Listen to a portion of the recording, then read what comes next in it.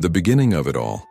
The man who created the greatest fortune in history, John D. Rockefeller, was born on July 8, 1839, in a small town in the state of New York. His childhood was marked by the absence of luxury and by the presence of a father who was a traveling salesman and was often away from home. His mother, an extremely religious woman, taught him strict principles about saving and hard work. From a young age, Rockefeller showed an unusual talent for handling money. At 12 years old, he made his first loan, lending $50 to a farmer at 7% interest. That was the first sign that he saw money differently than most people. At 16, Rockefeller got his first job as an assistant bookkeeper. He worked tirelessly and quickly stood out for his precision and discipline with numbers. But he knew he didn't want to spend the rest of his life as an employee. By the time he was 19, he had started his first business, a small trading company that dealt in grains and other agricultural products. He already understood that the key to success was controlling costs and maximizing profits. His company grew quickly, and soon he began looking for new business opportunities. That's when he realized a revolution was happening in the United States. Oil was beginning to emerge as the most valuable source of energy of that time. He saw that this new market was still disorganized and full of waste. He understood that if he could control production and distribution, he could build something far greater than anyone imagined. In 1863, at just 24 years old, he entered the oil business. But he didn't want to just extract oil. He wanted to refine it. At that time, crude oil wasn't very valuable. But once it was refined, it became kerosene, an essential product for lighting at a time when electricity was still uncommon. Rockefeller saw that he could dominate this sector. With limited personal resources and borrowed capital, he opened his first oil refinery in Cleveland. His obsession with efficiency drove him to cut costs in extreme ways. He reused materials, bought barrels at discounted prices, and found innovative ways to boost productivity. In just a few years, his refinery became the most profitable in the city. But he didn't just want to be successful, he wanted to completely dominate the market.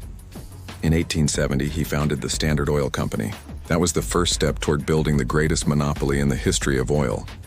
Now he was ready to expand and eliminate any competitor that stood in his way. But what he did next would forever change how business was done. Now let's move on to the next chapter, where Rockefeller begins his aggressive expansion and starts building the greatest fortune the world has ever seen. In 1870, John D. Rockefeller founded the Standard Oil Company. At the time, the oil industry was still chaotic and inefficient. There were many small refineries competing with each other, which led to unstable prices and enormous waste. Rockefeller saw this as an opportunity. He knew that success wasn't just about producing oil, it was about controlling the entire supply chain, from extraction to final sale. His plan was simple and brutal: eliminate the competition and monopolize the industry. To do that, he used strategies that had never been seen before in the business world. Rockefeller's strategy to dominate the market. The first step was to reduce his costs to the absolute minimum. He improved his refining processes, bought materials in bulk to get lower prices, and even developed his own barrels to save money. The second step was to force competitors to go bankrupt or sell their companies. To do this, he made secret deals with the railroads, ensuring that Standard Oil paid less for transporting oil than any other competitor. This meant he could sell his product at a lower price, suffocating any smaller refinery that tried to compete. He also used a ruthless tactic known as price wars. Whenever a rival refinery tried to stay in the market, Rockefeller would drop his prices until the competitor couldn't survive. Once the rival went bankrupt or agreed to sell, he would raise the prices again. This method was extremely effective. Within a few years, Rockefeller began buying dozens of refineries across multiple states in the United States. The creation of the first great monopoly in history. In 1872, he made a move that became known as the Cleveland Massacre.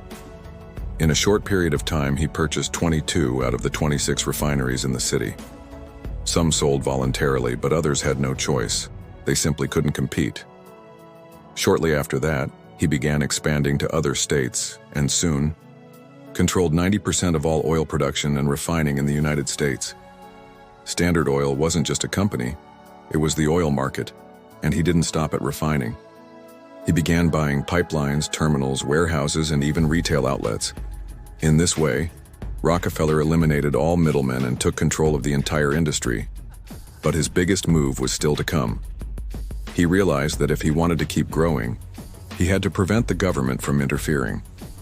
That's when he started working behind the scenes in politics to ensure that no law could stand in the way of his empire. Now, let's move on to the next chapter, where Rockefeller faces the greatest challenge of his career and must fight to save Standard Oil from the biggest attack it had ever faced. The greatest challenge: the attack on Standard Oil and the fall of the monopoly. John D. Rockefeller had built the largest industrial empire in the world. By the early 1880s, Standard Oil controlled 90% of the oil market in the United States. He didn't just dominate the industry, he also influenced governments, made secret deals, and crushed any competitor who dared to challenge him. But his absolute power started to attract too much attention. The United States government, which had previously allowed Rockefeller's expansion, began to see Standard Oil as a threat to the free market. The public started to revolt against monopolies, and Rockefeller became the most hated man in America. What followed was a brutal battle that would change the history of business forever. The birth of antitrust laws in 1882. Rockefeller created a new system to keep control of Standard Oil without raising suspicion. He turned the company into a trust, a structure where several subsidiaries were controlled by a single central entity. This allowed him to continue dominating the industry without it appearing that Standard Oil was a single unified company. But that strategy didn't go unnoticed.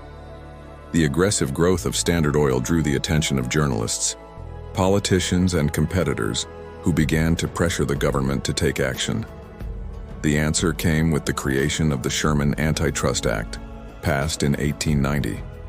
It was the first law in the United States created specifically to fight monopolies, and its main target was Rockefeller and Standard Oil. The trial that changed everything. In 1906, the U.S. government filed a lawsuit against Standard Oil, accusing the company of anti-competitive practices, illegal agreements, and price manipulation. The trial lasted 5 years. During that time, Rockefeller did everything he could to defend his company. He used his political influence, hired the best lawyers in the country, and argued that Standard Oil wasn't a harmful monopoly. It was a company that brought innovation and efficiency to the market. But the government didn't buy that argument. In 1911, the Supreme Court of the United States made its final decision. Standard Oil was an illegal monopoly and had to be broken up into 34 smaller companies. It was a massive blow to Rockefeller. The empire he had built through decades of strategy and ruthless expansion was shattered into pieces. But what happened next was something no one saw coming. Rockefeller became even richer.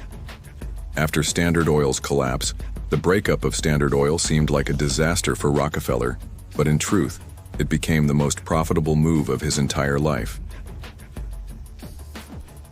When Standard Oil was split up, each newly created company became independent and started growing on its own.